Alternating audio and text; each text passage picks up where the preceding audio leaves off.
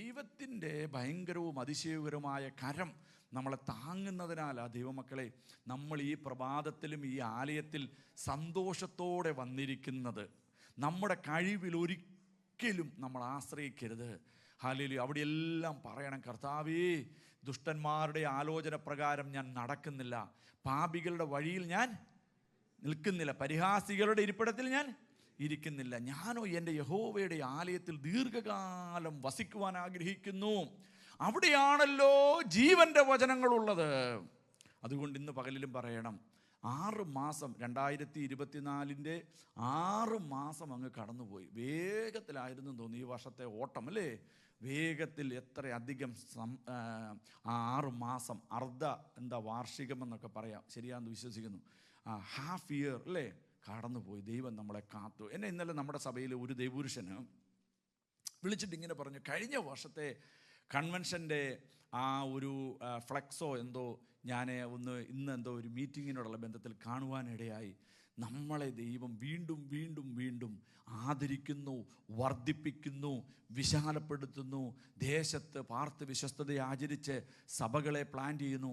അതെല്ലാം ഓർത്ത് രാത്രിയിൽ അദ്ദേഹം എന്നെ 2 മണിക്കാണ് വിളിക്കുന്നത്. നിങ്ങൾ ചിന്തിക്കണമേ, 2 മണിക്ക്.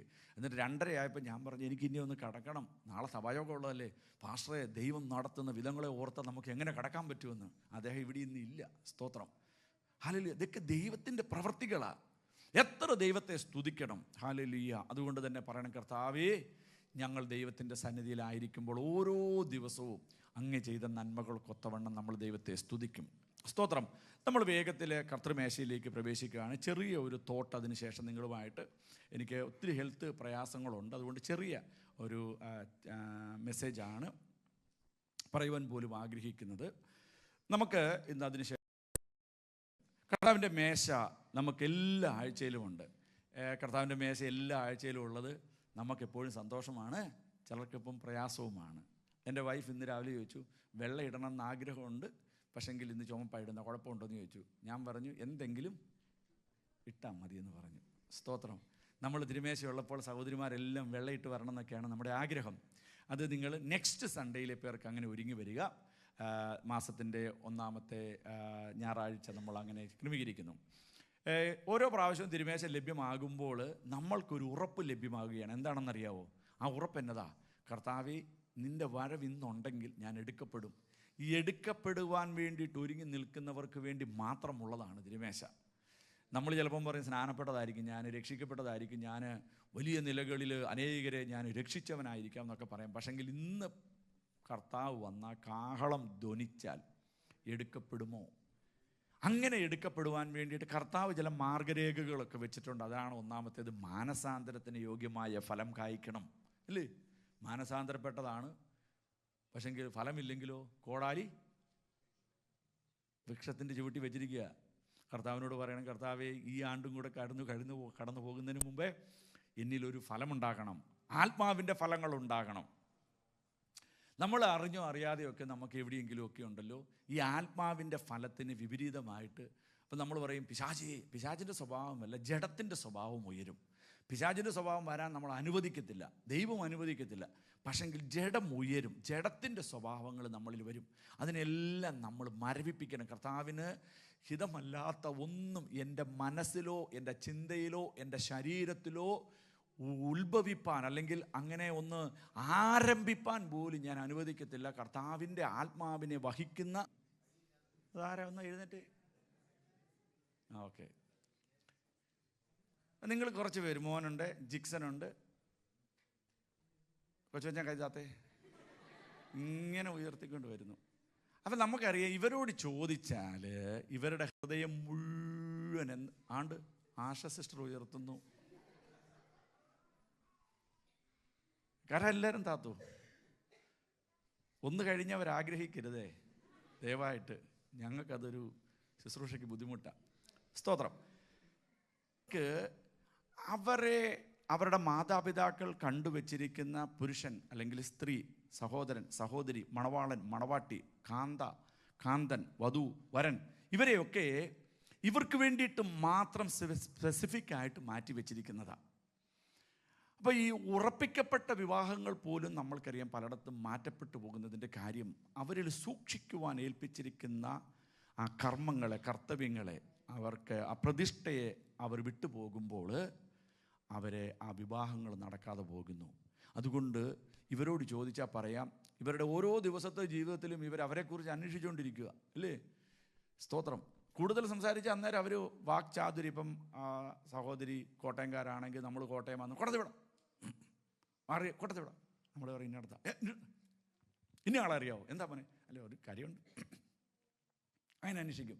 ഇങ്ങനെ തന്നെയാ നിന്റെ കാൽ കല്ലി തട്ടിപ്പോകാതിരിക്കാൻ ദൂതനെ ആക്കുന്ന ദൈവം വിശുദ്ധിക്കെതിരായിട്ടുള്ള ഏതെങ്കിലും ഒരു പ്രവൃത്തി നമ്മളിൽ നിന്ന് ഉയരുന്നുണ്ടോ എന്നും കൂടി നോക്കുന്നുണ്ട്. സ്തോത്രം. കഴിഞ്ഞ കുറേ നാളുകൾക്ക് മുമ്പ് സോണിച്ചാൻ്റെ വൈഫ് ബ്ലെസ്സി ഞങ്ങൾ ഏതോ ഒരു മീറ്റിങ്ങിലോ എവിടെയോ ഇരുന്നപ്പോൾ ഇങ്ങനെ പറഞ്ഞു, എനിക്കത് വലിയ ഇഷ്ടപ്പെട്ടൊരു പദമാണ്, സാഹചര്യങ്ങളെ ലഭ്യമാകുമ്പോഴും പാപം ചെയ്യാതിരിക്കുന്നതാണ് ദൈവകൃപ. ഒന്ന് കരമുയർത്തി സ്തോത്രം ചെയ്തേ. ഞാനത് വളരെ പദത്തെ ഓർത്ത് സ്തോത്രം ചെയ്തു. ചിലപ്പോൾ സാഹചര്യങ്ങളൊക്കെ അനുകൂലമായിരിക്കാം. പബ്ബിൽ ജോലി ചെയ്യുന്നത് അല്ലേ, പബ്ബിൽ ജോലി ചെയ്യുമ്പോൾ ചിലർ പറയും, ഗ്ലാസ് കുടിച്ചിട്ട് പറയും ഇത് ഞാൻ വേണ്ട, അതെടുത്ത് നമുക്ക് കുടിക്കാനാണോ? അല്ല, സാഹചര്യങ്ങൾ ചിലപ്പോൾ അനുകൂലമാകും. ഇന്ന് അവിടെ കിടന്ന ആർക്കും ഒരു 10 പൗണ്ട് കിട്ടി. എന്നെ ആരോ കൊണ്ടു തന്നു, സാംസനാണ് കൊണ്ടു തന്നല്ലേ. എന്നോട് പറഞ്ഞു, പാസ്റ്ററെ അവൻ ഇംഗ്ലീഷിലാണ് പറഞ്ഞത്, ഈ പൈസ ഇതർ സെമിലായി. ഇങ്ങനെ നോക്കി, ഞാൻ പോക്കറ്റിലിടുന്നുണ്ടോ എന്ന്. ഞാൻ പറഞ്ഞു, നീ പോക്കൂ. ഇല്ല, ഞാൻ പോണില്ലെന്ന്. ഞാൻ പിന്നെ റായനെ വിളിച്ചിട്ട് പറഞ്ഞു, ചർച്ച ചെയ്തെന്ന് എല്ലാവരും ചോദിക്കാൻ പറഞ്ഞു. അവൻ പറഞ്ഞു, അല്ലാത്ത ഒരാൾ അവകാശം പറഞ്ഞു വാങ്ങിച്ചെന്ന് പറഞ്ഞു. ഞാൻ ചാര ഈ ഡ്രം കൊട്ടുന്ന പയ്യനാണ്. സ്തോത്രം. അവൻ്റെ അവൻ പറയുന്നത് വിശ്വസ്തരായിരിക്കുക. വിശുദ്ധിയുടെ നിർവചനങ്ങളിലുള്ളതാണ് വിശ്വസ്തത. ഇതെനിക്ക് ഇവിടെ കിടന്ന് കിട്ടിയതാണല്ലോ, കർത്താവെ ഇന്ന് സ്തോത്രാഴ്ചയിടാൻ ഞാൻ പൈസ കൊണ്ടുവന്നില്ല. ദൈവത്തിൻ്റെ ആ കാര്യപരിപാടികൾ ഓർത്ത് ഞാൻ സ്തോത്രം, ഇന്നിവിടെ ഭയങ്കര ആരാധനയായിരുന്നു, എന്നാ ചെയ്തനെ അദ്ദേഹം. അതല്ല, വിശ്വസ്തരായിരിക്കുക. വിശുദ്ധിയുടെ നിർവചനങ്ങളിൽ ചേർക്കണം, പര്യായ പദങ്ങളിൽ ചേർക്കണം, ഞാൻ വിശ്വസ്തനും കൂടി ആയിരിക്കും. വിശ്വാസവും വിശുദ്ധിയും വിശ്വസ്തതയും എല്ലാം കൂടെ ചേർന്ന് നിൽക്കുന്നവരെ മാത്രമേ കർത്താവ് കൊണ്ടുപോകുകയുള്ളൂ. സ്തോത്രം. കർത്താവ് കൊണ്ടുപോകുകയുള്ളൂ. അതുകൊണ്ട് കർത്താവിനോട് പറയണം, എവിടെയെങ്കിലും അങ്ങയുടെ വരവിങ്കൽ എടുക്കപ്പെടുന്നതിന് വിരോധമായിട്ട് എന്നിലേതെങ്കിലും നിലകളിലുള്ള പ്രവൃത്തിയുണ്ട്, ഞാനതിനെ മരവിപ്പിക്കും. അടുത്തതും കൂടെ പറയാം. വില മുടക്കിയ കർത്താവ്, രക്തം ചൊരിഞ്ഞ കർത്താവ്, പ്രാണനെ നൽകിയ കർത്താവ്, ശരീരത്തെ മാംസപിണ്ഡം കണക്കെ നമ്മൾക്ക് വേണ്ടി തകർക്കപ്പെടുവാൻ അനുവദിക്കപ്പെട്ട കർത്താവ്, വീണ്ടെടുപ്പിൻ നാളിനായിട്ടിട്ടിരിക്കുന്ന ആത്മമുദ്രയും അവൻ്റെ ആത്മാവിനാൽ നിറയപ്പെട്ട നമ്മളും കർത്താവിൻ്റെ ഹിതത്തിനെതിരായിട്ട് പ്രവർത്തിപ്പാൻ തുടങ്ങിയിട്ട് നമ്മൾ ആ മോഹങ്ങളെ മരവിപ്പിക്കുന്നില്ലെങ്കിലുണ്ടല്ലോ, കർത്താവ് അങ്ങ് ചിലപ്പോൾ മരവിപ്പിക്കും. ഒരു സ്ത്രീ തൻ്റെ കുഞ്ഞിനെ മറക്കുമോ? താന് പ്രസവിച്ച കുഞ്ഞിനോട് കരുണ തോന്നാതിരിക്കുമോ? അവർ മറന്നു കളഞ്ഞാലും. അതൊന്ന് ഓർത്ത് സ്തോത്രം ചെയ്തേ. ഒന്നും കൂടി ഒന്ന് സ്തോത്രം ചെയ്തേ. ആദ്യത്തേതെന്തോ ഒരു ചോദ്യമാ. ഒരു സ്ത്രീ തൻ്റെ കുഞ്ഞിനെ മറക്കുമോ? പറ. ഇല്ല. നമ്മുടെ അമ്മയപ്പന്മാര് ജീവിച്ചിരിക്കുന്ന മാതാപിതാക്കളുടെ പ്രാർത്ഥനയുടെ പരിണിത ഫലങ്ങളാണ് നമ്മൾ ഈ 30-ാം തീയതി വരെ ആയുസ്സോടും ആരോഗ്യത്തോടും ഇരിക്കുന്നത്. നിത്യതയിൽ വിശ്രമിക്കുന്നവരെ ഓർത്ത് ഞാൻ സ്തോത്രം ചെയ്യുകയാണ്. ഞാൻ പറഞ്ഞതിൻ്റെ സാരം, ഒരു സ്ത്രീക്കും തൻ്റെ കുഞ്ഞിനെ മറക്കാൻ പറ്റത്തില്ല. സ്തോത്രം, സ്തോത്രം, സ്തോത്രം, സ്തോത്രം, സ്തോത്രം, സ്തോത്രം. ഒരു സ്ത്രീ തൻ്റെ കുഞ്ഞിനെ മറക്കുമോ? അടുത്ത ചോദ്യം എന്നാ? താൻ പ്രസവിച്ച തൻ്റെ മകനോ മകളോ, ആ മകനോ മകളോടോ കരുണ തോന്നാതിരിക്കുമോ? 2 ചോദ്യങ്ങൾ. മൂന്നാമത്തേത് എന്താ? അവർ നിന്നെ മറന്നാലും. അല്ലേ, വായിച്ച മക്കളെ? അവർ മറന്നു കളഞ്ഞാലും ഞാൻ നിന്നെ മറക്കുകയില്ല. എന്നിട്ട് തിരുവചനത്തിൽ ഇങ്ങനെയാണ്, ബാലസിംഹങ്ങൾ കൂടി ഇരകെട്ടാതെ ഇരിക്കും, എന്നാൽ നീതിമാൻ തുണയില്ലാതിരിക്കുന്നതും അവന്റെ സന്തതി. എന്തുകൊണ്ടാണ്? ഒരു സ്ത്രീ തൻ്റെ കുഞ്ഞിനെ മറക്കത്തില്ല, അവർ ഇടിവിൽ നിന്ന് പ്രാർത്ഥിക്കും. പക്ഷെങ്കിൽ നമുക്ക് തിരുവചനത്തിലേക്ക് ഒന്ന് ശ്രദ്ധയോടുകൂടി വരുമ്പോൾ പല ഭാഗങ്ങളിലും അമ്മമാർ മക്കളെ മറന്ന നിലകളൊക്കെ കാണുവാനായിട്ട് സാധിക്കും. നമ്മൾ വളരുന്ന സാഹചര്യങ്ങളിൽ നമുക്കറിയാം, പലരും പല കുഞ്ഞുങ്ങളെയും കൊണ്ട് വേസ്റ്റ് ബാസ്ക്കറ്റുകളിലും അനാഥാലയങ്ങളിലും മറ്റ് റോഡരികളിലും പട്ടിക്കുഞ്ഞുങ്ങളെ ഉപേക്ഷിക്കുന്നത് പോലെ ഉപേക്ഷിക്കുന്ന ഒരു കാലത്താണ് നമ്മൾ ജീവിക്കുന്നത്. അപ്പോൾ ഈ മെസ്സേജ് കറക്റ്റ് ടൈമിലെ പേർക്കുള്ളതാണ്. ഈ നൂറ്റാണ്ടിലായിരിക്കുന്ന നമ്മളോട് കർത്താവ് പറയുകയാണ്, അവർ നിന്നെ മറന്നു കളഞ്ഞാലും ഞാൻ നിന്നെ മറക്കുകയില്ല, ഞാൻ നിന്നെ മറക്കുകയില്ല. ഒന്ന് നെഞ്ചോട് കരം വെച്ചിട്ട് പറ, ഈ നല്ല കർത്താവേ, അങ്ങ് ഞങ്ങളെ സഹായിക്കുന്നതോർത്ത്, മറക്കാതിരിക്കുന്നതോർത്ത്, വിടുവിക്കുന്നതോർത്ത് സ്തോത്രം. മറക്കാതിരിക്കുന്നു. നമ്മളുടെ പല പ്രാർത്ഥനാ വിഷയങ്ങളിൽ ഞങ്ങളുടെ വീടുകളിലൊക്കെ, നിങ്ങളുടെ വീടുകളിലൊക്കെ വരുമ്പോൾ കാണാൻ എഴുതി വെച്ചിരിക്കുന്നത്, പ്രത്യേകിച്ച് ഫാസ്റ്റിംഗ് പ്രേയറിലൊക്കെ എഴുതിയ വിഷയങ്ങളൊക്കെ ഇങ്ങനെ തൂക്കിയിട്ടിരിക്കുന്നതൊക്കെ കാണാം. അതിന്മേ കരം വെച്ച് പ്രാർത്ഥിക്കുക. നമ്മളൊക്കെ പലതും നമ്മൾക്ക് നോക്കേണ്ടതായിട്ട് വരികയാണ്. ഇപ്പം നൈറ്റ് പ്രേയറിൽ നമ്മൾ ലിസ്റ്റ് കൂടുന്നില്ല. കാര്യം ഓർമ്മയിൽ നിന്നെടുത്ത് പ്രാർത്ഥിക്കുകയാണ്. അപ്പോൾ കർത്താവ് പറയുകയാണ്, മറന്നു പോകും നിങ്ങൾ പല വിഷയങ്ങളും. പ്രത്യേകിച്ച് നമുക്ക് മറ്റൊരു ഏരിയ അറിയാം. നമ്മൾ ആരുടെയെങ്കിലും പണമൊക്കെ കടം മേടിച്ചിട്ടുണ്ടെങ്കിൽ മറന്നുപോകും. കൊടുത്തവൻ ജീവിതത്തിൽ മറക്കത്തുമില്ല. ശ്രദ്ധിച്ചിട്ടുണ്ടോ അതൊക്കെ? സ്തോത്രം. നന്മകൾ ചെയ്തിട്ടുണ്ടെങ്കിൽ നന്മകൾ ചെയ്യുന്നവർ മറക്കത്തില്ല, നന്മകൾ ലഭ്യമായവർ മറക്കും. ഇതൊക്കെ വാസ്തവങ്ങളാണ്. കർത്താവ് പറയുകയാണ്, ഇതെല്ലാം ഉണ്ടെങ്കിലും ഉണ്ടല്ലോ, ഞാൻ നിന്നെ മറക്കുകയില്ല, ഞാൻ നിന്നെ മറക്കുകയില്ല, ഞാൻ നിന്നെ മറക്കുകയില്ല. ബാലസിംഹങ്ങൾ ഇരകിട്ടാതെ ഇരിക്കും, പക്ഷെങ്കിൽ എന്നെ അന്വേഷിക്കുന്നവർക്കോ ഒരു നന്മയ്ക്കും കുറവില്ലെന്നാണ് അവിടെ തിരുവചനം പറയുന്നത്. അപ്പം മറക്കാതിരിക്കണമെങ്കിൽ അതിൻ്റെ ഒരു ഓപ്പോസിറ്റ് ഉണ്ട്. എന്തായിരിക്കണം അത്? ഓർക്കണം, അല്ലേ? നമുക്കറിയാം, ഈ നോഹയ്ക്ക് ദൈവത്തിൻ്റെ കൃപ ലഭിച്ചു. നോഹ ഒരു നീതിമാനായിരുന്നു. പക്ഷെങ്കിൽ നോഹ 1 വർഷവും 17 ദിവസവും പെട്ടകത്തിൻ്റെ ഉള്ളിലായിരുന്നു. നമ്മൾ ആ ഭാഗമൊക്കെ ഒന്ന് ഭാവനയിൽ കാണണമേ.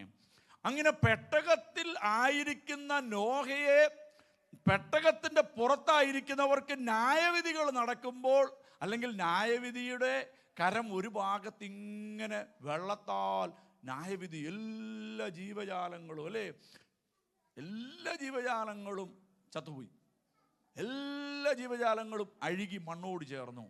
അവിടെ ന്യായവിധിയുടെ കരം ഭൂമിയിൽ ഇങ്ങനെ നടന്നുകൊണ്ടിരിക്കുമ്പോൾ തന്നെ ഓർത്ത ദൈവം, നോഹയെ ഓർത്ത ദൈവത്തിൻ്റെ കരുതലിൻ്റെ കരം പെട്ടകത്തിൻ്റെ ഉള്ളിലും. നമ്മളൊന്ന് ചിന്തിച്ച് നോക്കിയേ, ഇങ്ങനെയാണ് ഒരു ദൈവം നോഹയെയും തന്നോട് കൂടെയുള്ളവരെയും ഓർത്തു. ഇന്ന് പകൽ പറയണം, ഇപ്പം നോഹയെ ഓർക്കുവാൻ കാരണം എന്താണെന്ന്, പെട്ടകത്തിൻ്റെ ഉള്ളിലായിരുന്നത് കൊണ്ടല്ല. പെട്ടകത്തിനുള്ളിൽ കർത്താവാണല്ലോ ആക്കിയത്. നോഹ ചെയ്ത ചില പ്രവൃത്തികളുണ്ട്, നോഹ നിന്ന ചില നിലപാടുകളുണ്ട്, നോഹ എടുത്ത ചില സ്റ്റെപ്പുകളുണ്ട്. ദൈവത്തോട് പറയാം, എന്നെ ഓർക്കത്തക്ക നിലകളിൽ ഞാൻ ദൈവത്തിന് വേണ്ടിയിട്ട് എന്തെങ്കിലുമൊക്കെ ചെയ്യുമ്പോൾ, കർത്താവേ, നീ എൻ്റെ ഒരു അനർത്ഥ ദിവസങ്ങളിൽ അല്ലെങ്കിൽ ദുർദിവസങ്ങളിലൊക്കെ നീ പിശാചെന്നെ പരീക്ഷിപ്പാൻ അല്ലെങ്കിൽ പാറ്റുവാൻ ശ്രമിക്കുമ്പോൾ എൻ്റെ കർത്താവേ നിലപാടുകളെ ഓർത്ത് ദൈവം എന്നെ വിടുവിക്കണമേ എന്ന് നമുക്ക് പ്രാർത്ഥിക്കാം. നമുക്ക് സംശയങ്ങൾ വരുവാൻ സാധ്യതകളുണ്ട്. ഒരിക്കൽ ഈ ഗിദെയോന് നമുക്ക് ഭാഗം ഒന്ന് വായിക്കാമേ? ഒന്ന് വായിച്ചേ. ന്യായാധിപന്മാരുടെ പുസ്തകം 6-ാം അധ്യായത്തിൻ്റെ 33-ാം വാക്യം ഒന്ന് വായിക്കാമോ? ആ ആ ആ ആ ആ ആ ആ ആ ആ ആ ആ ആ ആ ആ ആ മതി. അവിടെ 1-ാമത്തെ 6:33 മുതൽ 40 വരെ വായിക്കുമ്പോഴാന്ന് തോന്നുന്നു എൻ്റെ വിശ്വാസം, തുകലിൽ മഞ്ഞ് വീഴാൻ വേണ്ടി ദൈവം തന്നെയാണ് ഗിദെയോനോട് ഇടപെടുന്നതെന്ന് ഗിദെയോനൊരു ബോധ്യം വരുവാൻ വേണ്ടിയിട്ട് ഇടപെടുന്ന ഒരു ഭാഗമുണ്ട് അല്ലേ? താൻ പ്രാർത്ഥിക്കുന്നു, ഉറങ്ങുന്നു, പ്രഭാതമാകുന്നു, വീണ്ടും പ്രാർത്ഥിക്കുന്നു, കിടക്കുന്നു, ഉറങ്ങുന്നു, പ്രഭാതമാകുന്നു, തുകിലിൽ മഞ്ഞ് വീഴാൻ പ്രാർത്ഥിക്കുന്നു, തുകിലിൽ മഞ്ഞ് വീഴാതിരിക്കാനൊക്കെ പ്രാർത്ഥിക്കുന്നു.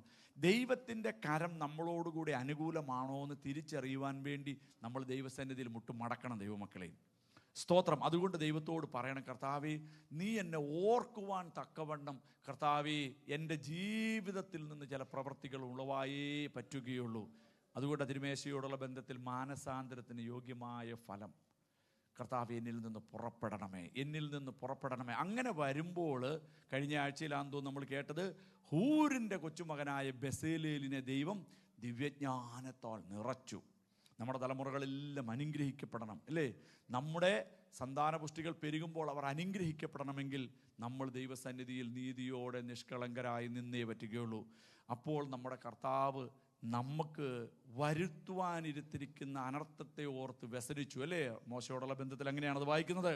അപ്പം കർത്താവ് അനുദപിക്കും, അയ്യോ അവനത് വരാൻ അനുവദിക്കത്തില്ല ഞാൻ. ഹിസ്കിയാവിനോടുള്ള ബന്ധത്തിൽ നമുക്കത് കാണുവാനായിട്ട് സാധിക്കുന്നുണ്ട്. ദൈവസന്നിധിയിൽ ഭക്തൻ്റെ നിലപാടുകളെ നമ്മൾ ഇടയ്ക്കിടയ്ക്ക് നെഹമ്യാവിൻ്റെ പ്രാർത്ഥനയൊക്കെ നോക്കുന്നത് നല്ലതാണ്. മോശയോട് അങ്ങ് ചെയ്ത നിയമം, മോശ പ്രാർത്ഥിക്കുന്നത് എന്നതാണെന്നറിയാമോ? മോശ അബ്രഹാമിനോട് ചെയ്ത നിയമത്തെ ഓർത്തു.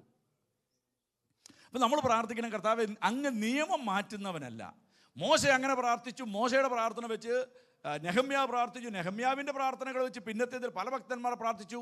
ഇത് നമ്മൾ പുതിയ നിയമസഭയിലായിരിക്കും നമ്മൾ പൗലോസും പത്രോസും യോഹന്നാനും അന്ത്രയോസും ഒക്കെ പ്രാർത്ഥിച്ച പ്രാർത്ഥനകളും ആ എഴുതിയിരിക്കുന്ന ലേഖനങ്ങളിലെ വാക്കുകളും ഉച്ചരിച്ച് പ്രാർത്ഥിക്കുമ്പോൾ നിയമത്തെ നമ്മൾ കർത്താവിനെ ഓർമ്മിപ്പിക്കുകയല്ല, നിയമത്തിലേക്ക് നമ്മൾ വരികയാണ്. സ്തോത്രം. അതാണ് നമ്മൾ പ്രാർത്ഥിക്കുന്നത്. ബലവാനും ബലഹീനനും തമ്മിൽ യുദ്ധമുണ്ടായാൽ നമ്മളെ വിടുവിപ്പാൻ ആരാ ഉള്ളത്? കർത്താവാ.